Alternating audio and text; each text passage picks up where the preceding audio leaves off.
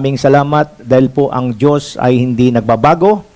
Siya noon, ngayon at magpakilanman. At kung sinabi niyang hindi niya tayo iwanan at pababayaan, tapat po siya sa kanyang pangako at maasahan po natin na siya'y tapat sa kanyang mga pangako. At kung tayo'y nagtitiwala sa kanya, we are in the safest place on earth today.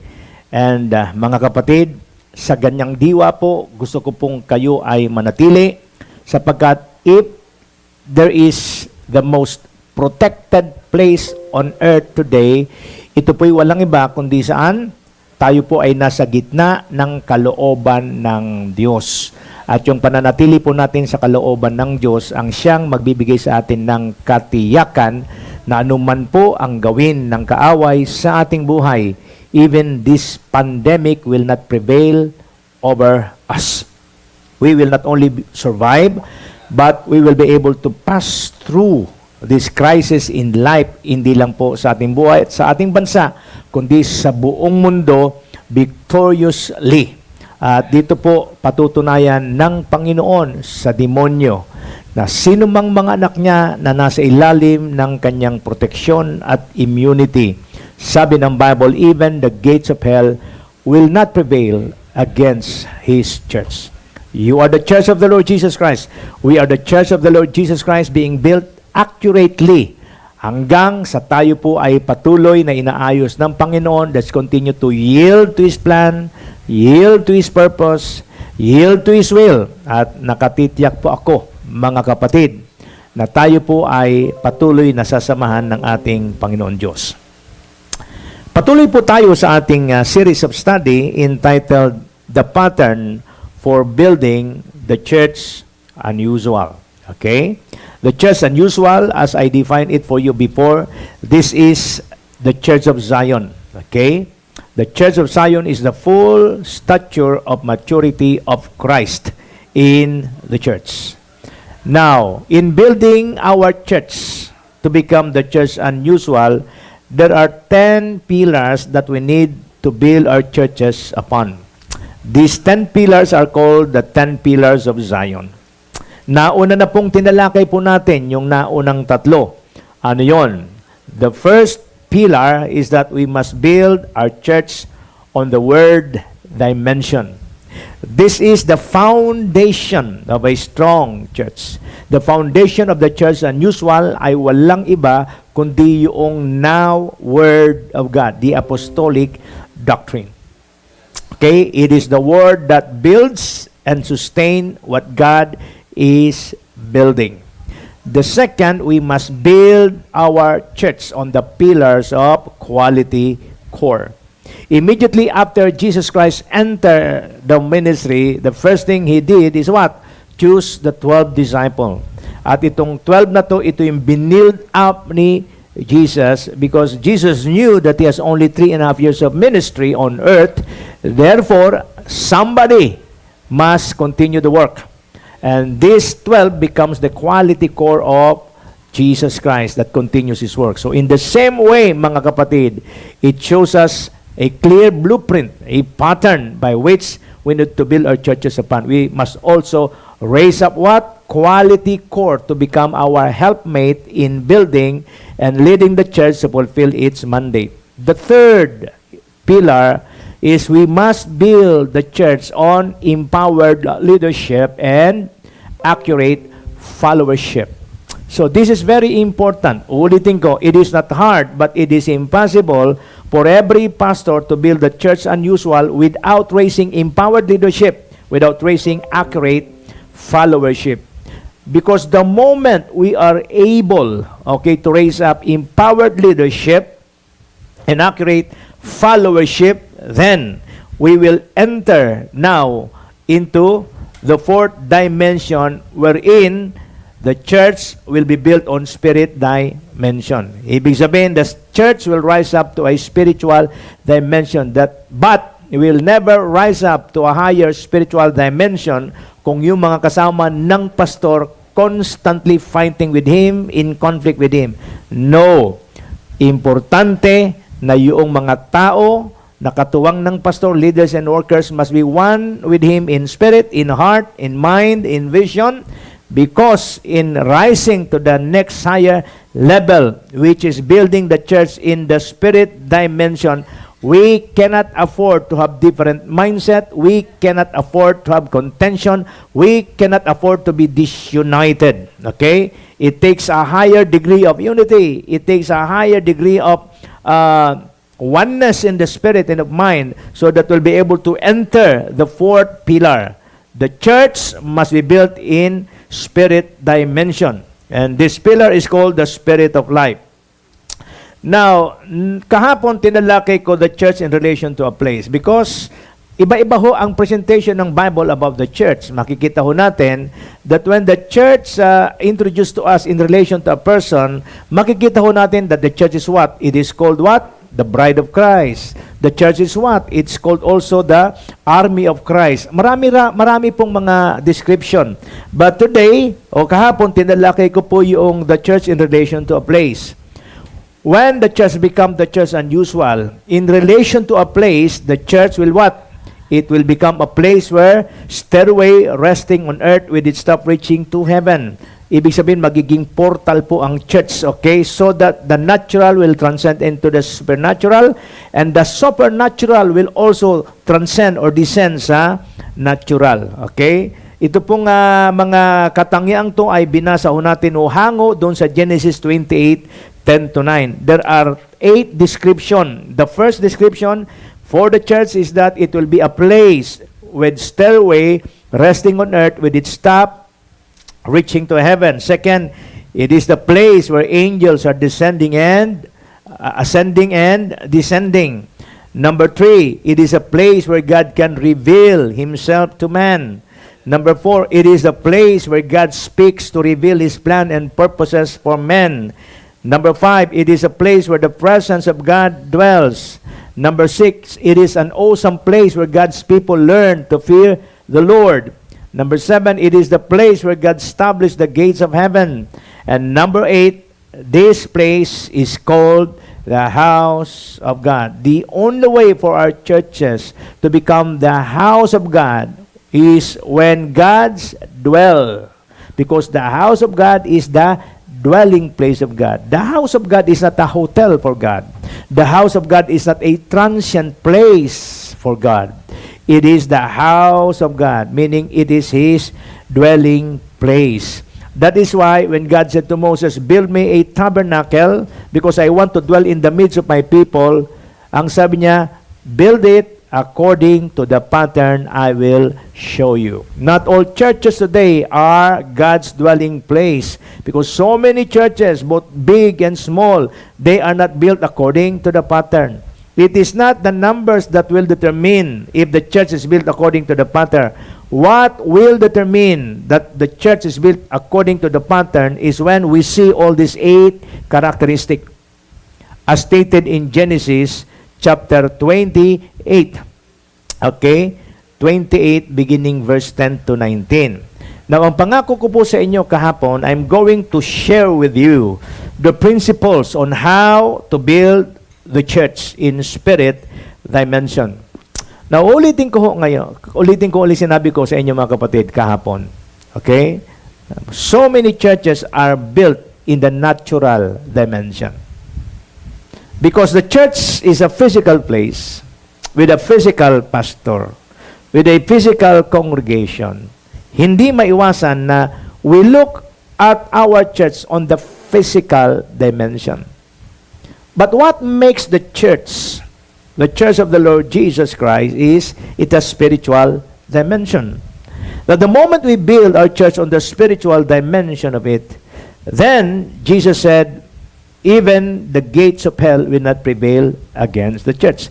That's the only way the church will become an overcomer against the works of the enemy. When the pastor and his workforce help him in building the church in the spirit dimension. Now, how to build our church in spirit dimension? Number 1, if you want to build your church in the spirit dimension, number 1, we need to give the Holy Spirit, by giving the Holy Spirit, what? The highest place and recognition in the church. The church that we are building and leading is not our church. It is not even the church of a particular denomination or group. It is not a church built on the personality of its leader. The church that we are building is the church of the living God. Therefore, kung mayroong mang persona na dapat po tayong bigyan ng highest place, highest position, highest regard, highest recognition, walang iba kundi ang Holy Spirit. You see, when the Lord Jesus Christ do the work of the ministry during His earthly ministry, Luke chapter 4, very clear. The Spirit of the Lord was upon me, and He has anointed me to preach the gospel. Though Jesus, the second person of the Trinity, is God, yung kanyang trabaho sa mundo, ginawa niya not because of His deity, not because He is God. Remember, when Christ Jesus came on earth, hinubad niya ang kanyang buong pagka-Diyos. Paano, pastor, yung mga himalang ginawa niya? Paano, pastor, yung karunungang pinakita niya? Paano, pastor, yung sinabi ng mga Fariseo na kung wala ang Diyos sa kanya, hindi niya magagawa ang mga ito? Well, I tell you, nagawa ni Jesus ang supernatural, nagawa ni Jesus ang mga kamangha-manghang bagay not because He was God during that time, but He is operating in the power of the Holy Spirit. Kaya nga po yung ministry ni Jesus Christ, the pattern of His ministry, ipinapakita natin dito not by might nor by power, but by the Spirit, says the Lord. If the Lord Jesus Christ depends on the Holy Spirit, if the Lord Jesus Christ carries the work in the power of the Holy Spirit, sino tayo para hindi sundan ang pattern na ito? So if we want to build the church in spirit dimension, by giving, number one, by giving the Holy Spirit the highest place and recognition in the church, ito po ang dapat nating gawin. In Acts chapter 1, verse 4 to 8, ganito po ang sinasabi. On one occasion, while He was eating with them, He gave them this command: do not leave Jerusalem, but wait for the gift my Father promised, which you have heard me speak about. For John baptized with water, but in a few days you will be baptized with the Holy Spirit.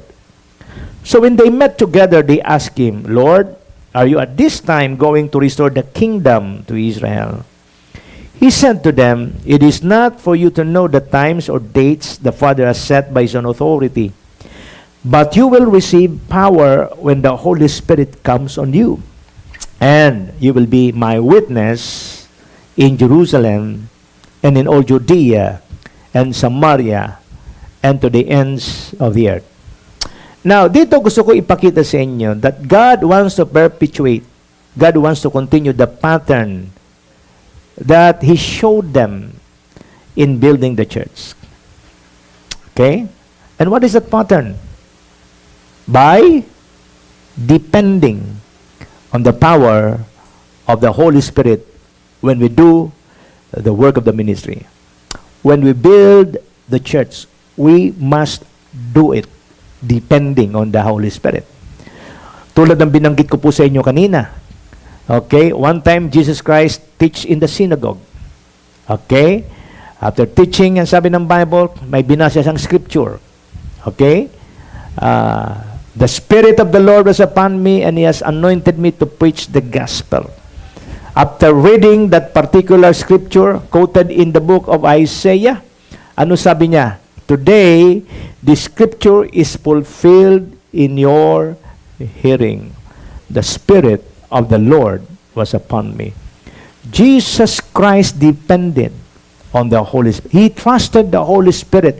He allowed the Holy Spirit to work in Him and through Him, na naging dahilan kung bakit lahat ng kanyang ginawa na nagmamanifest ang supernatural, lahat ng kanyang ginawa na mayroong mga miraculous, it's because of the Holy Spirit working in and working through Him. Now, paalis na si Jesus Christ. Okay? Bago siya umalis, nagbilin siya sa kanyang mga disciple. Ang sabi niya, wait for the promise, wait for the gift my Father promise. Okay? You will be baptized with the Holy Spirit. Ang sabi na Acts 1:8, but you will receive power when the Holy Spirit comes on you. Anong pinapakita niya rito?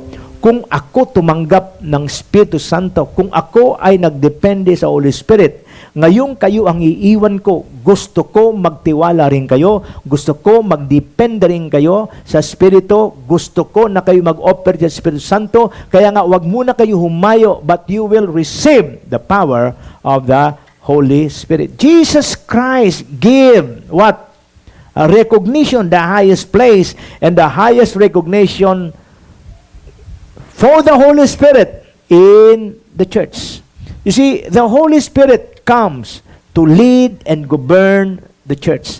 That is why, before He leave earth, ang order niya, do not leave Jerusalem. He gives order. We must wait for the coming of the Holy Spirit. Ano ibig sabihin yan?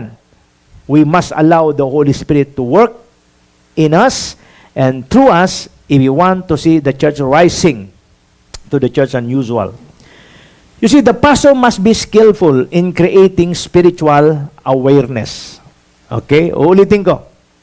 The pastor must be skillful in creating spiritual awareness in the lives of God's people by helping them to be conscious of the presence of the Holy Spirit. This is the work of every pastors and leaders. Maging skillful tayo in creating spiritual awareness. At ano po yung dalawang bagay that will help us build the people in becoming sensitive to spiritual things? Walang iba kundi yung pong patuloy nating pagpaprovide sa kanila ng now Word of God. Not only that, but yung pong deep atmosphere of prayer and worship. Tingnan po natin yung Acts 13:1-3. In the church at Antioch, there were prophets and teachers. Barnabas, Simeon, called Niger, Lucius of Cyrene, Manaen, who had been brought up with Herod the Tetrarch and Saul. While they were worshiping the Lord and fasting, the Holy Spirit said. So if you want the Holy Spirit to move and move unhindered, we need to create what? A spiritual atmosphere conducive for the Holy Spirit. Now, I want to share with you some principles that is needed to create that atmosphere. Sabi nito, in the church, there were prophets and teachers. If you want to create that conducive atmosphere for the Holy Spirit, the prophetic and teaching ministry must be present. The prophetic and strong teaching ministry must be present in the church. Mag-take note po kayo kasi hindi ito nakasama sa PowerPoint. In the church at Antioch, there were prophets and teachers. You want to create strong atmosphere conducive for the Holy Spirit to work? Prophetic and strong teaching ministry, number one, dapat nating i-provide. Sabi dito, Barnabas, Simeon called Niger, Lucius, Cyrene, Manaen, who had been brought up with Herod the Tetrarch and Saul. Multiple leadership is also required. Multiple leadership. Ang isang leader o pastor na isang iglesia, gaano man po tayo kahusay, gaano man po tayo ka-gifted. Maski lahat ho ng gifted sinaluho natin, tandaan ho ninyo, you cannot build your church alone. We need to raise up multiple leadership. A multiple leadership that's united. Second or third, ano yung number one? Strong prophetic and teaching ministry. Pangalawa, ano pa? Multiple leadership is required. Tama ho ba ako? Ano pa? Unity of the brethren is strong. Okay, you see, what will wield? What yield? Oh, what wields? Okay? Yung magpapanatili po sa pagsasama ng mga strong teachers, prophetic people in the church at mga leaders. What causes them to be together? Walang iba kundi unity. Without unity, hindi po basta-basta makakapagsalita ang Holy Spirit in the Church of Antioch. Imagine, mayroong prophets. I want to see you the word prophet. It's plural. Meaning hindi lang isa. Teachers. Plural din yan. Okay? And then, sino-sino ba ang mga tao na bahagi dito sa prophets and teacher? Andiyan sila Barnabas, sila Simon, Lucius, Manain, di ba? So, ito mga to. May mga hindi pa ho nabanggit dyan, no? What makes them to work together? It's unity. Psalm 133 says, "Behold how good and how pleasant it is for brethren to dwell together in unity." So because of the strong prophetic and strong teaching ministry, multiple gifted ministry, ano ba? Unity among the leaders. What happened? While they were worshiping the Lord in fasting, the Holy Spirit said. So the Holy Spirit is unhindered in His work, in His leadership, in His government in Antioch Church. At ang sabi rito, the Holy Spirit said, "Set apart for me Barnabas and Saul for the work to which I have called them." It is the Holy Spirit who defines the work of the leader. It is not the board. It is not the multiple leadership in the church that defines the work of a leader. It is always the Holy Spirit. Set apart for me Barnabas and Saul for the work to which I have called them. So after they had fasted and prayed, they placed their hands on them and sent them up. You see, this prophetic and teachers who composes the leadership in unity, ano po ang kanilang commitment sa kanilang leader? Support. Prayer. 100% loyalty. So after they had fasted and prayed, they placed their hands on them and sent them off. You see, even if there is strong ministry of the prophet and teacher, the church must learn to be sensitive to hear what the Holy Spirit is saying. The voice of the prophet and teacher should not replace the voice of the Holy Spirit. What is the purpose of the prophet in the church? To give us what? The voice of the Lord. But I want you to understand, the voice of the Holy Spirit is the voice that is always above and higher than any other voices in the church. That's why even if there's strong ministry of the prophet and teacher, the church must learn to be sensitive to hear what the Holy Spirit is saying.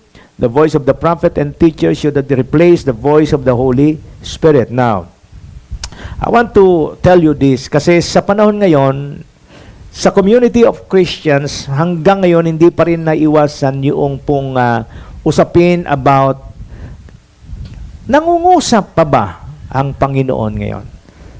Naririnig pa rin ba natin ang tinig ng Panginoon? Well, first truth, I want you to understand this. That during the book of Acts, the Old Testament already exists. In fact, if you're going to read the book of Acts, most of them quoted what? Old Testament scriptures. Meaning, the written word is already available. But, if you're going to read the book of Acts, most of the time you'll be reading what? Direction coming not from the written word. Direction coming from the voice of the Holy Spirit. Hindi ko ito bibigyan ng emphasis na hindi na ba natin kailangan ng written word. No. The written word must always validate the claim of everyone saying, "The Lord had spoken to me." Whether the Lord spoke to them audibly or not audibly, it is the written word that validate all of it. However, focusing on the written word alone will not guarantee a fast, accelerated, and effective ministry. Read the book of Acts clearly. You will be seeing that the reason why they are fast, accelerated in the work of their ministry, because they are also sensitive to the voice of the Holy Spirit. They are sensitive to the voice of the Holy Spirit. Now the question is, Pastor, ang Holy Spirit ba, ang Diyos ba, ay nagsasalita pa rin through audible voice? To be honest with you, in my 36 or 37 years in the ministry, I have not heard audible voice of God. And I don't claim that I heard the audible voice of God. However, I know when God speaks to me. I know when God speaks to me. And most of the time, I know that God's speaking to me when I read a particular scripture and the Lord give a clear understanding of that particular scripture, and that understanding gives enlightenment.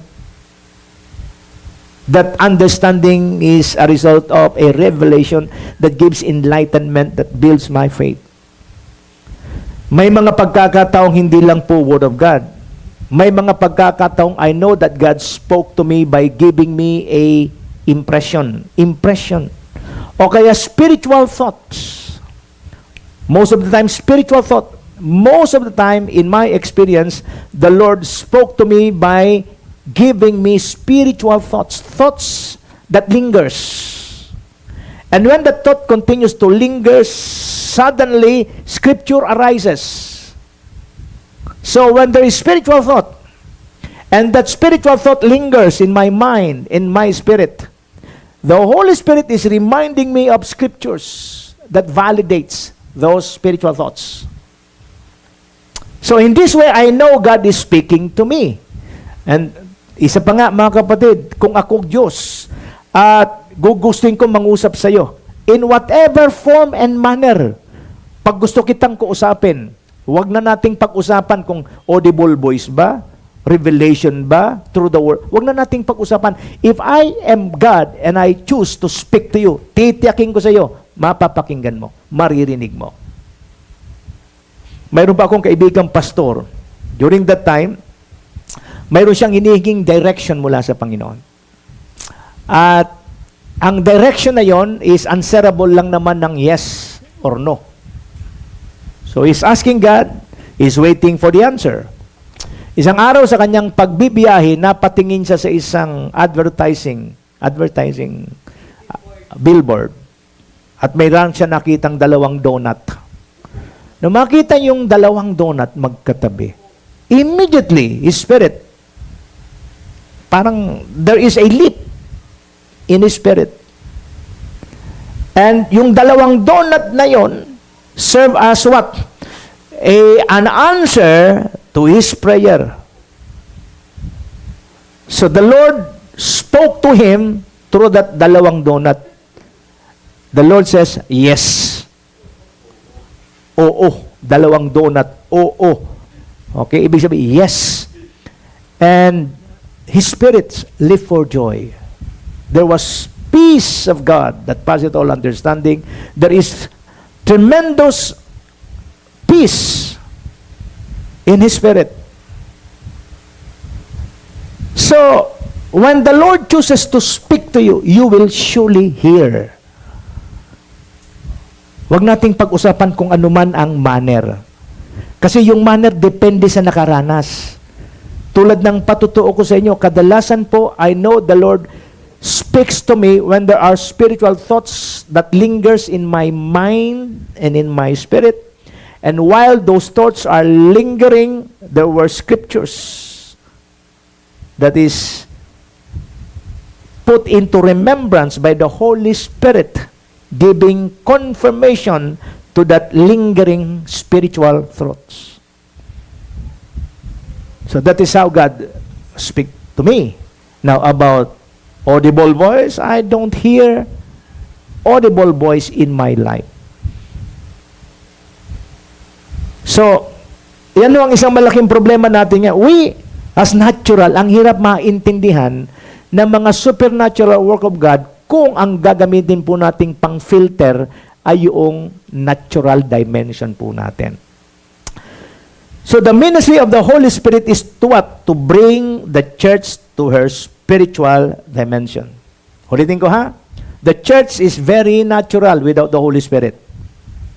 And the reason why Jesus Christ told them, wait for the gift of my Father. The Holy Spirit will come to you. Why? Because the Holy Spirit is the one who will bring the church to her spiritual dimension. Without Him, the church will continue to her carnality and will stay on her natural dimension. Question, pwede bang lumago at lumaki ang isang church operating in her natural dimension? Yes. Yes. Paano? Well, the people leading those natural church, kung gifted ho ito, ay mapapalago niya. Ay, anong meron? Yung mga leader ng mga organization with their spiritual or not spiritual na napapatibay nila at napaparami nila ng miyembro. It's their charisma, it's their personality, it's their gifts. God has given the man the ability to what? Rally people behind him to support him in his vision. Same with the church. You remember that person in the book of Genesis, the leader of building the Tower of Babel? Wow, hallelujah. Makikita ho natin na that man, Nimrod, is a man of charisma. He is a man possessed with knowledge and gifts. That he was able to rally with him the people of the earth during that time. Come, let us build a tower whose top will reach heaven. But we know that the motivation is demonic. The motivation is defying God. God says, be fruitful and fill the earth. That is God's command. Pero ano ang ginawa ng taong ito? Ng leader ng Tower of Babel? Let's come, build a city that will have a tower, build a tower that will reach the heaven. And let's come to build a name for ourselves. They don't want to be scattered over the face of the earth. They just want to build a city. They just want to build a name for themselves. So what happened? Because what they are doing is not the will of God. God scattered them. But you see, God acknowledged the power in man. Ang sabi niya, wala nang magiging imposible sa kanila dahil sa kanilang pagkakaisa. So, kung pababayaan ng Diyos ang tao sa kanyang sarili, masyadong malaki pa ang ma-achieve ng tao because of the potential that God has put in men. Now, remember, man was created not only in the image but also in the likeness. God is a creator, meaning God has given man the power to procreate. Talagang matindi ang tao. Ang problema, kung ang potential na to, ang gift na to, ang kapangyarihan to na binigay ng Diyos sa tao, gagamitin niya in defying the plans of God. Mahirap banggain ho ang Diyos. Sabi sa Book of Acts, it is hard to kick against the prick. Sabi ng Panginoon, tingnan nyo, pag nagkaisa sila, wala nang imposible sa kanila. So the Lord confused them. Remove the understanding. Kaya hindi natuloy po yung project na yun. Hanggang sa ano mangyari? Because of that, nawala, because God removed the understanding, nagkawatak-watak na sila. At doon sa pagkawatak-watak uli nila, ano nangyari? Muling magagawa ang kalooban ng Panginoon. Kasi ang gusto ng Panginoon sa mga tao, go, multiply yourself, and fill the earth. So, a pastor can build a big church, a strong church. But that does not, ang ibig bang sabihin nun ay the Holy Spirit is with them? No. What will determine a strong church is giving and allowing the Holy Spirit the highest position, the highest decision, and the highest recognition in the church. Ulitin ko ha. What will make our church, the church unusual, is allowing the Holy Spirit by giving Him what? The right position, the right decision, allowing Him and giving Him the right recognition. Okay? So the ministry of the Holy Spirit is to bring the church to her spiritual dimension. Without Him, the church will continue to her carnality and will stay on her natural dimension. Number 2, how to build the church in spirit dimension. Number 2, by teaching and helping the people of the house to develop the language of tongues. The language of tongues until it becomes the utterance of the Holy Spirit. Until it becomes the utterance of the Holy Spirit. In 1 Corinthians 14, 1-5, it says, follow the way of love and eagerly desire spiritual gifts, especially the gift of prophecy. For anyone who speaks in a tongue does not speak to men, but to God. Indeed, no one understands him. He utters mysteries with his spirit. But everyone who prophesies speaks to men for their strengthening, encouragement, and comfort. But he who speaks in a tongue edifies himself. But he who prophesies edifies the church. I would like every one of you to speak in tongues, but I would rather have you prophesy. Tingnan nyo sabi ni Paul sa Corinthian church, I would like every one of you to speak in tongues. So kung pamimiliin nyo si Pablo, gusto niya lahat magsalita ng ibang wika. Bakit? Kasi ang sabi ng Bible, he who speak in tongues edifies himself. Ang gusto ni Pablo ay matuto tayong magsalita ng ibang wika. Kasi pag natututo raw po tayong magsalita ng ibang wika, pinatitibay nito ang ating spirito. Ganun pa man, I would rather have you prophesy.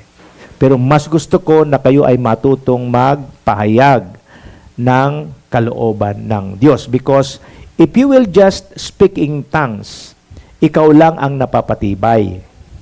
Pero kung ikaw ay marunong mag-prophesy, marami ang napapatibay.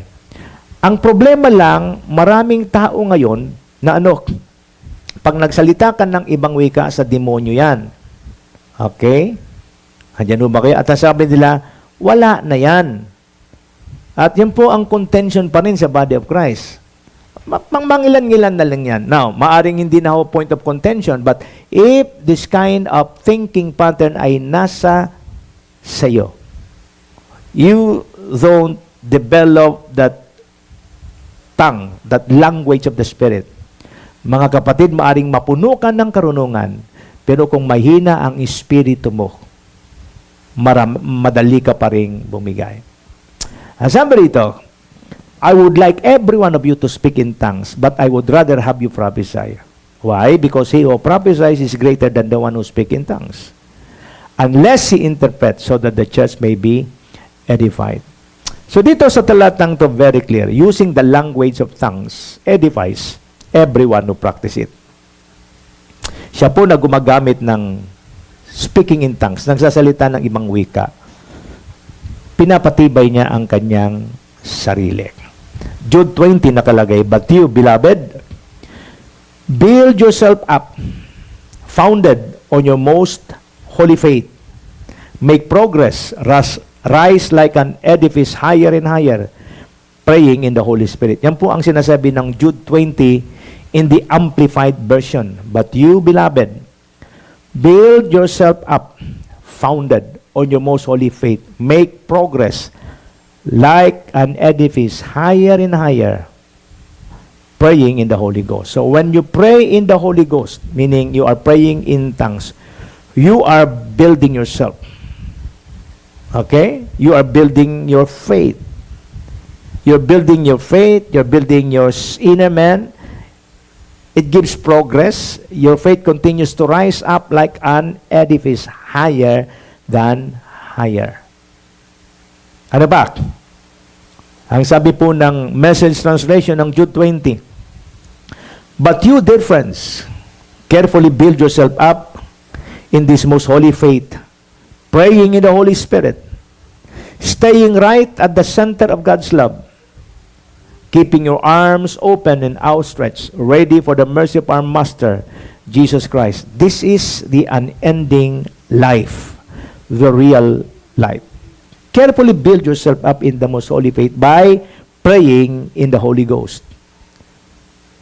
In your screen, it says, always praying in the Holy Ghost makes you connected to the frequency of heaven. Ulitin ko, always praying in the Holy Ghost makes you connected to the frequency of heaven. This is the importance of why believers needs to continually build themselves by praying in the Holy Ghost.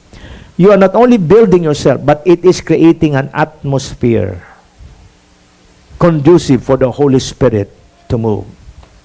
So by teaching and helping the people of the house to develop the language of tongue until it becomes the utterance of the Spirit, we are helping the pastor to create a spiritual atmosphere conducive for the Holy Spirit to move. Number three.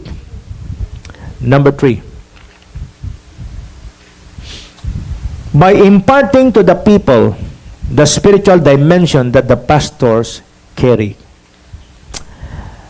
By imparting to the people the spiritual dimension that the pastor carry. In the book of Acts, chapter 19, verse 1 to 7, while Apollos was at Corinth, Paul took the road through the interior and arrived at Ephesus. There he found some disciples and asked them, "Did you receive the Holy Spirit when you believed?" Now, take note. These people are called disciples. These people are called disciples. At ang sabi, tinanong sila, "Did you receive the Holy Spirit when you believed?" They answered, "No. We have not even heard that there is a Holy Spirit." So imagine, this disciple, when found by fall, they don't receive the Holy Spirit when they believe. So it is possible for a person to be a disciple and yet without the experience of the Holy Spirit.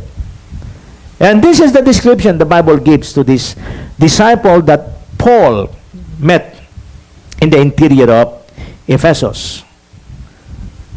There he found some disciples and asked them, "Did you receive the Holy Spirit when you believed?" They answered, "No. We have not even heard that there is a Holy Spirit." Just imagine, no? A disciple, a followers of God, ignorant of the Holy Spirit. So Paul asked them, "Then what baptism did you receive?" John's baptism. So it becomes clear to Paul yung pong pinanggagalingan ng spiritual nourishment. It becomes clear to Paul kung ano yung doktrina na tinatayuan ng mga disciples at all. These disciples were what? Disciples of John. And who was John? John is the forerunner of the Lord Jesus Christ. John's preaching is what? Repent for the kingdom of God. So John is preaching also about the kingdom of God. John's preaching is also about repentance and water baptism. This disciple is connected or related, okay, to the faith of John, to the Lord Jesus Christ. "Behold, the Lamb of God who takes away the sins of the world. He must increase, I must decrease." But the problem is, mga kapatid, they're ignorant of the Holy Spirit. Sabi ito, "Then what baptism did you receive?" John's baptism. They replied, Paul said, John's baptism was a baptism of repentance. He told the people to believe in the one coming after him, that is, in Jesus. On hearing this, they were baptized into the name of the Lord Jesus. When Paul placed his hand on them, the Holy Spirit came on them, and they spoke in tongues and prophesied. and there were about 12 men in all. I heard of a preacher saying to me that these disciples of John were already in existence for almost 30 years. Kumbaga sa ating panahon, ang church nila already celebrated their 30th years anniversary. Okay? At ang malungkot, after 30 years, ang miyembro, 12 lang. Now, at yung pastor nila, nauna pang nawala sa kanila. Mga disciples na lang ang natira, wala nang leader. Bakit ho ganun? 30 years of existence, 12 lang miyembro. You know why? They don't know that there is a Holy Spirit. They're building the church without the Holy Spirit. They're ignorant of the Holy Spirit. No wonder kung bakit after 30 years, 12 lang sila. You see, without the Holy Spirit, baka damputin ho tayo sa kangkungan. Without the Holy Spirit, mahirapan po tayong magawa yung purpose bakit tayo tinawag ng Panginoon. That is why Paul upgraded them in the Spirit. Okay? When Paul placed his hand on them, the Holy Spirit came on them and they spoke in tongues and prophesied. So hindi lang sila naging Pentecostal, naging prophetic pa po sila. There were about 12 in men. Anong ginawa rito ni Paul? Paul imparted to the people the spiritual dimension that he carries. That's why I always believe the sealing of every church, the sealing of every ministry is the pastor. The pastor cannot bring the church to the place where he has not been. Hindi magagawa ng isang pastor na dalhin ng isang iglesia na sa lugar na hindi niya pa napupuntahan. That's why I believe that the school of church builder is created with this purpose to upgrade, to train pastors. Because we know that the pastor cannot bring the church to the place where he had not been. When the pastor no longer move with God, one day he'll become expired. And how do we know that the pastor expired? Simply lang, an expired pastor preach an expired messages to his expiring congregation. So when the pastor is expiring, instead of the church growing, the church will start deteriorating. Ulitin ko. When the pastor will not be upgraded, the church will not grow, and the church will stop deteriorating. The only hope for a pastor to revive the church is when we allow somebody to take him higher. When he allows somebody with an apostolic and prophetic anointing and ministry to upgrade him and bring him on a higher spiritual dimension. This group of disciples na ang kanilang pinakikinggan ay doktrina ni John, they allowed Paul, who is an apostolic man, to upgrade them and bring them to a higher spiritual dimension. And what brings them to a spiritual dimension? Walang iba kundi yung Holy Spirit, okay, na nag-ooperate sa buhay ni Paul. So by imparting to the people the spiritual dimension that the pastor carry is what will build the church on spiritual dimension. Mga kapatid, we are now on number 3. Diba ba? How to build the church in spirit dimension. Number 1, by giving the Holy Spirit the highest place and recognition in the church. Number 2, by teaching and helping the people of the house to develop the language of tongues until it becomes the utterance of the Spirit. And number 3, by imparting to the people the spiritual dimension that the pastor carry. Tomorrow, or I think, tama ba tomorrow or Friday? Pag-uusapan natin yung number 4 hanggang number 10. Okay? On Friday, I will tackle Number 4 to 10, how to build the church on a spirit dimension. Let us pray. Father, we thank you for your goodness and for your faithfulness.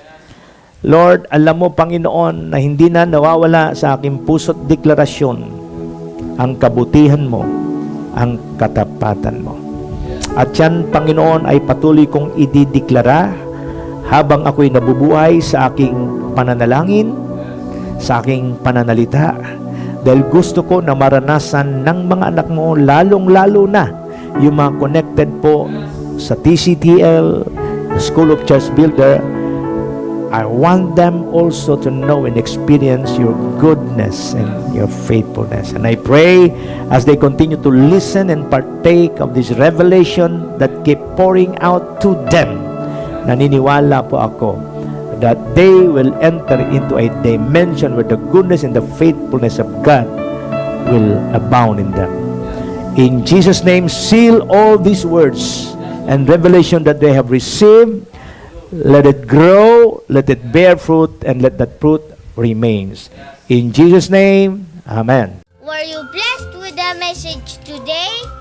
If so, please like, subscribe, and hit the bell button below for updates. Thank you for watching and see you next streaming.